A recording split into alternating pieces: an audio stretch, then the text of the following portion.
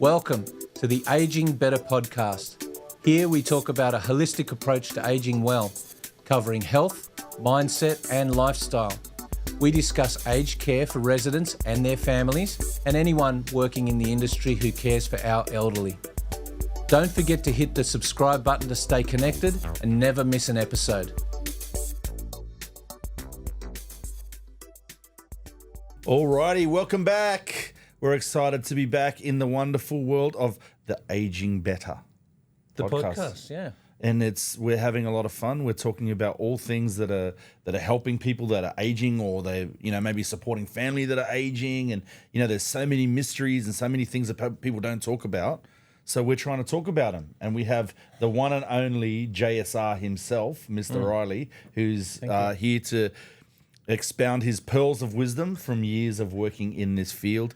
And so, hey, today we have a very special episode. We do.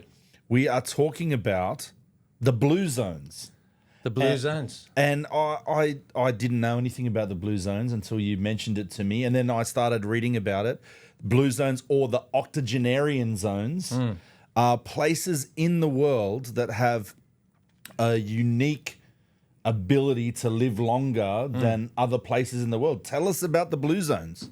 Yeah, I think they're quite interesting. I reckon people want to live longer and weller. Yes. In general, when I speak to people, and maybe it's a certain time of my life, I'm not sure, but people are always thinking, I don't want to get old and sick and unwell. But the reality is we can live longer, and we can actually live weller for longer, despite however long we live. So it makes you ask that question, well, who's living the longest out there? Where are these people?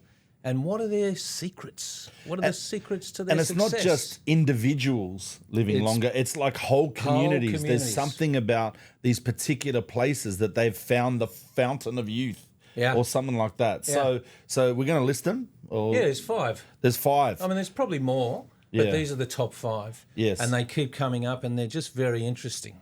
So the first one is Okinawa, Japan. Yeah. Okinawa, also the home of Mr. Miyagi, who has been mentioned on this Many podcast times, before. yeah. He's a very popular guy. Yeah. Please forgive me on my pronunciation. I'm going to have a crack. I'm having a crack here. Because some of them are a bit tricky, Yes. but we'll have a good go. So is it Ikaria in Greece? I think it's Ikaria. Ikaria? One or of the those? other. There, all Let's right. just hedge our bets. Yeah.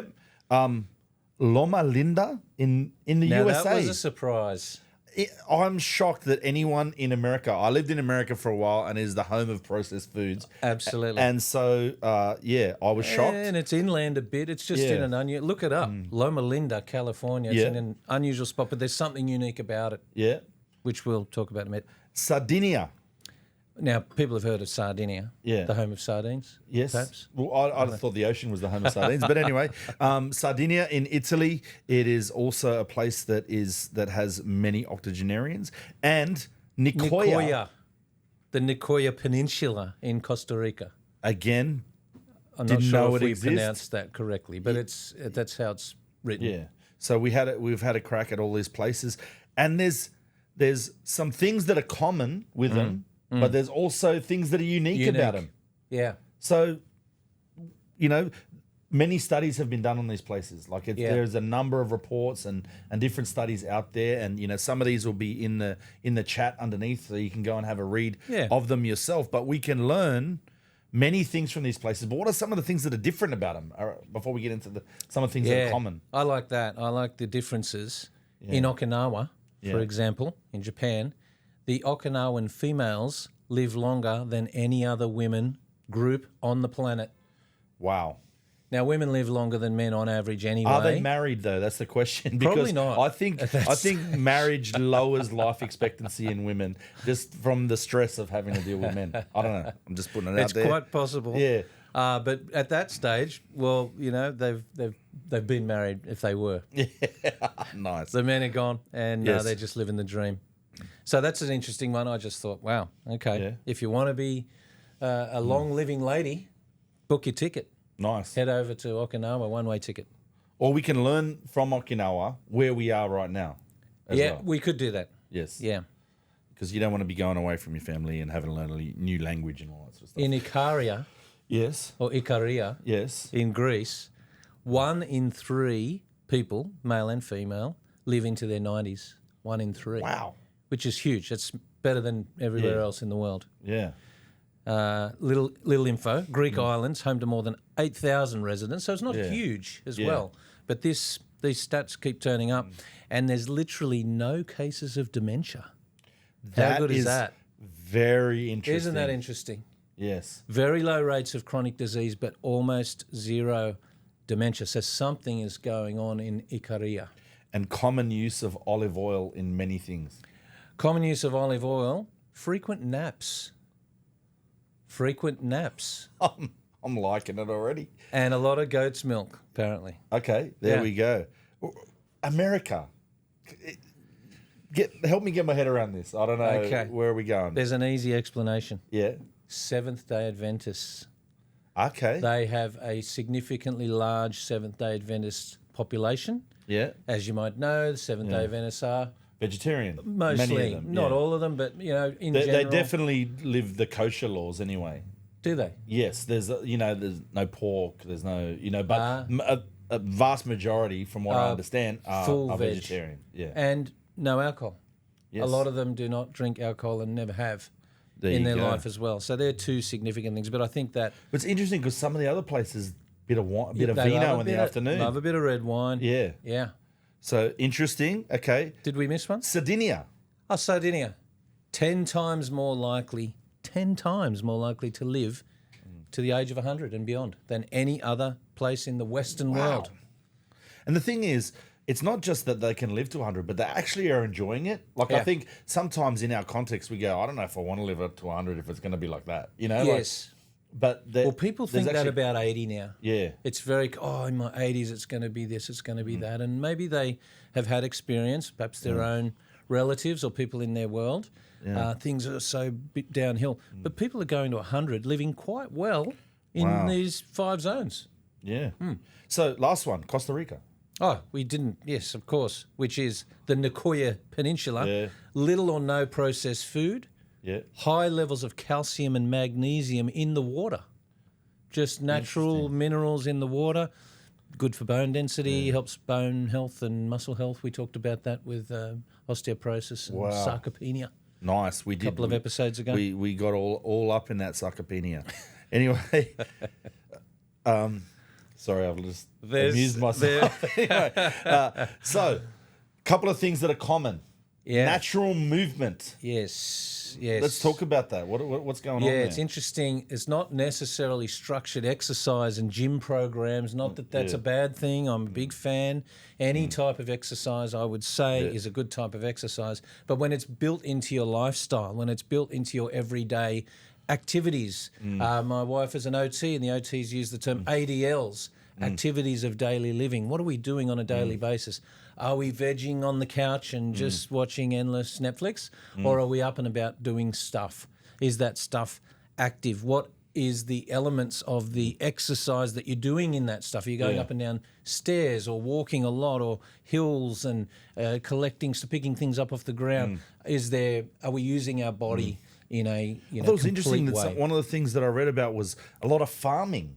Lot of and farming, gardening and gardening. that sort of stuff. Yeah. Was, they're the types of things we're talking Household about. chores. Yeah. They seem dead boring. You want someone else to do it. You pay people to do that, but they're actually very good for you on a regular basis. Something regular, something that is active and that is using your whole body. And I thought it was interesting with the Okinawans, a lot of sitting on the floor. I didn't notice that. Yeah, sitting on the floor, Sitting on the standing floor. up. And to get up off the floor. getting up off the floor. Okay, that makes sense. Yeah, Yeah. was a very interesting Which is a one. bit of a Japanese thing to do, Yeah. right? Traditionally. I'm sure there's lots of different Well, I think there elements, is still very traditional low tables and low that type tables. of, And, yeah. So, also diet. Huge. Massive. So, what's going on with their diet? What's unique Well, about we it? did see the plant-based, and actually, when you look at most of those areas as well, it's more plant than meat. More, there's just a volume factor there. But does that mean that you're not getting protein, or is there vegetables with protein? Like, what are we? Yeah, look, that's a detail, but I would say you can have lots. There are lots of vegetables and nuts and fruits that have protein component and have a range of carbs and fats and protein, and they're all generally healthier for you. Less processed though. Less processed. I mean, we talked about the Seventh-day Adventists, the SDAs, which are probably more complete vegetarians, but we see the other zones where people still eat red meat or different types of meat, chicken and white meat, and fish particularly. I think a lot of fish, and a lot of these places are coastal, and they do have a significant fish component, which also has those omega-3s from the fish, which is very good for brain health and health in general, but also has good protein, very good protein.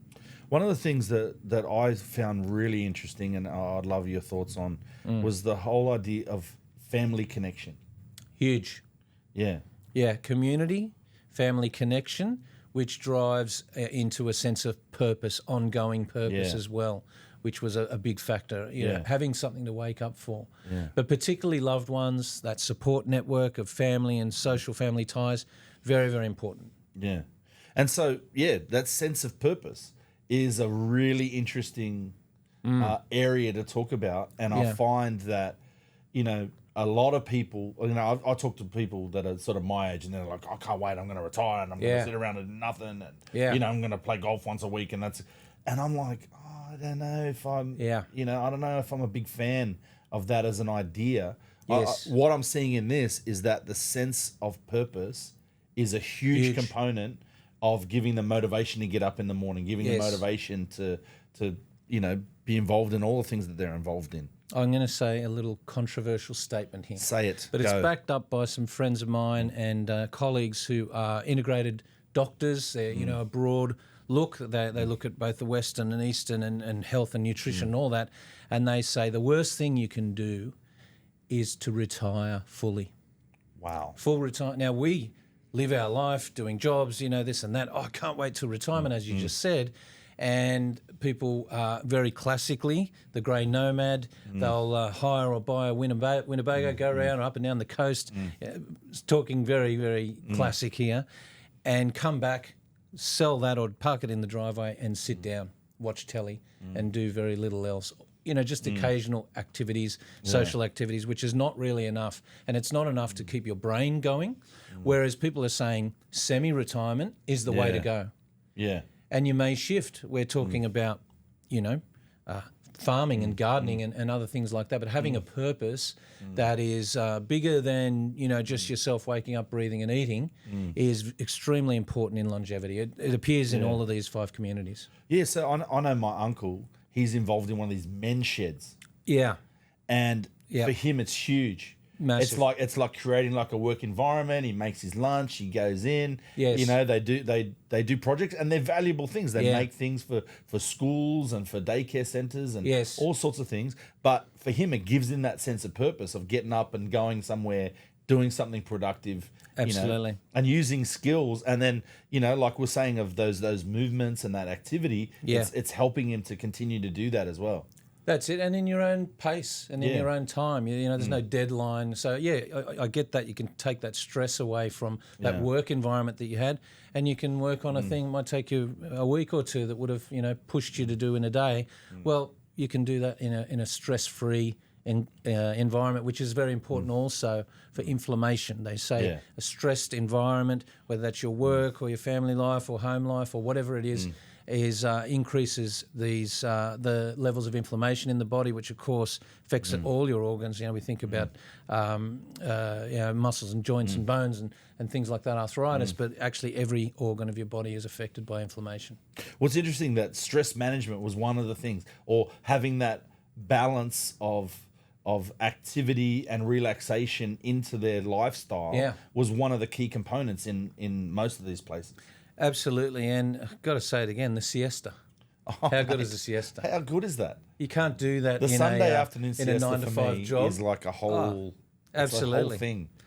And yet these guys have built it into their culture, and they've been doing that for many years. And I think that might be an element for the Loma Linda group as well, with the Sabbath. They're very, very. It's very important to have the Sabbath rest. Socialising over wine was one of the points as well, just relaxing, and Sardinia. So very important things. I mean, people say that with some of the politicians who, they might only have 3 or 4 hours sleep, and they're more predisposed. We talked about that before. I think Margaret Thatcher and others predisposed to dementia because of that. Yeah. Well, you can go the other way. You can have that sleep in the middle of the day or the afternoon. I like it. Catch up a bit. One of the things that I thought was really interesting that came out in one of the reports that I read was a sense of gratitude. Yeah. I find That's that good. very interesting. I find, negativity and it's a bit of a curse on our society. And we're not getting into self-help here, but I just feel like being a little bit more thankful in life for the things that we do have, rather than always focus on what we don't have. We're in the, I've been working in a little bit in the political realm at the moment, and in talking to people and that, it's like everything's negative all the time. Yeah, and I'm like, I can see why you're stressed. Yes. Yeah. But just being a little bit grateful for some of the things that we have and focusing on the things that we do have, focusing on the fact that we can get up in the morning, focusing on the fact that we do have family and all these sorts of things around us is hugely beneficial. And they talk about mindfulness alongside gratitude as well. And I think those two things go hand in hand. Taking time out to just reflect and reflect on the positive things as well. And maybe there's areas of improvement. That's all good. But not, focusing on those and then causing more stress and more inflammation and anxiety. So, what do we learn from the blue zones, the octogenarian zones? Yeah, I think the big takeaways are movement, regular movement within your day. It's not necessarily structured. It's not necessarily a gym program. But as I say, those things are very good. And yoga and all that stuff and Tai Chi we know is excellent. But if you can, do activities where you are using your body in a thorough way. And, that idea before you said when you're doing something that requires you to get up down off the floor every day, you're going to be good at that. You're going to be able to maintain it and even, keep that muscle health and length and strength in your joint ranges. Whereas if you try and do that once a year, it just gets harder every year in. Even for me, like one of our previous episodes on about, the balancing on one leg. Since we did that, I've been doing the get off the chair without using the hands, to make sure that I have, I've been like more aware of, little things. And even every now and then when I'm there by myself or I'm maybe even doing a Zoom or whatever, I'll just stand on one leg for a bit, like they can't sit. And I do like sort of stand-up meetings and that. And I'm like, I'm just going to stand on one leg. They don't know I'm like in flamingo position. But well, I actually noticed I went a bit the other way. I usually, when putting socks on now, I would always say if you're doing that, have a handhold nearby just in case. And I don't know, maybe I just wasn't thinking and forgot about it and went to do it again after a few weeks. And how quickly you can lose it. It's, I was getting well under the 10 seconds. I'm like, hang on a minute. But then it actually comes back quite quickly as well. So it doesn't take that much. It's little bits every day. Activity. What about nutrition? You mentioned nutrition, diet. Nutrition is really important. The less processed foods, the more rounded diet. There's so much to learn from this. And we're not here to promote plant-based diets necessarily in itself. We're just finding, what these takeaways are from. Well, a lot of these places didn't areas. have fully plant-based diets. That's they right. had a mix of both. And I think that holistic, well-rounded, view and the sense of purpose, managing stress, all of these things all combined together. I don't think it's one magic bullet. It's like, okay, we'll get the diet thing fixed and everything's fine. Yes. No, it's having all of it together. Yeah, and I think that point on relationships, I think historically in a Western society, or we've been moving more towards segregating the age brackets, the kids and the children, small children here, and then the kids here, and then the teens here, and everyone's in their own sort of boxes. And but it feels like there's been a bit of a turnaround, like the high school kids going into aged care facilities and the preschoolers going to aged care facilities and those sort of things, a lot of crossover. And we see that in aged care as well, that there's a lot of reasons. There's cinema and there's activities that are actually inclusive of different age brackets as well. It's not just for the people in the facility. And those things are good things. And I think those areas, on average, not necessarily all of them, all of the time, but they have a more cohesion of the different age groups, which feeds back to that purpose, sense of purpose, and also good, healthy, strong relationships into your aging years. So let's read up about Blue Zones. Why don't you jump on and join the discussion about it? If you've read about it or thought about it, or you're hearing this for the first time, jump on at the bottom of this and let us know, if you've had experiences or you've been to some of these places and, you want to know more about it. We would love to be able to engage you in the conversation about it. That's us for today. Thanks, Evan. Thank you, Mr. John. Great to be here.